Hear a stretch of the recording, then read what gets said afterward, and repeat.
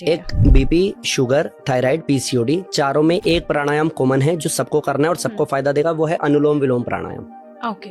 अनुलोम विलोम basically क्या करता है कि हमारे त्रिदोषों को बैलेंस करता है। त्रिदोष वात पित्त कफ, जब वो इनबैलेंस होते हैं, वो डिसबैलेंस होते हैं, तब हम बीमार पड़ते हैं। वात की कैटेगरी अपनी है, पित्त की अलग है और कफ की अलग है। वात में आता है बॉडी पेन, ठीक है।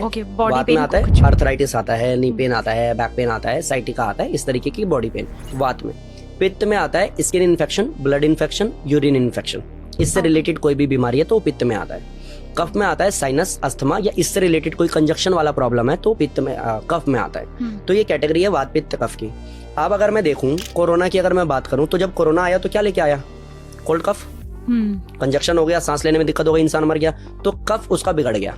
अगर मैं ये कहूं कि सफेद दाग क्यों होते हैं, खाज खुजली क्यों होती है, ऐसी कोई इन्फेक्शन वाली यूरिन इन्फेक्शन क्यों होता है, टॉयलेट के टाइम पे जलन क्यों होती है, तो ये आ गया पित्त में। बॉडी पेन बहुत ज्यादा है सर, आजकल ना शरीर अटका अकड़ा हुआ रहता है, सुबह उठती हूँ तो आधा घंटा लगता है बॉडी को सीधा करने में, ये सब आ गया वात में। तो अगर मैं ऐसी कोई भी बीमारी में फंसा हुआ हूँ, वो जो त्रिदोष के डिसबैलेंस की वजह से हुई है, तो अब मुझे उसको बैलेंस करने के लिए करना है अनुलोम विलोम। अनुलोम विलोम करने से योग की एक डेफिनेशन है, समत्वम योग उच्यते, सम हो जाता है, यानी कि बैलेंस हो जाता है। अब त्रिदोष आपके बैलेंस हो गए तो बीमारी कहाँ है?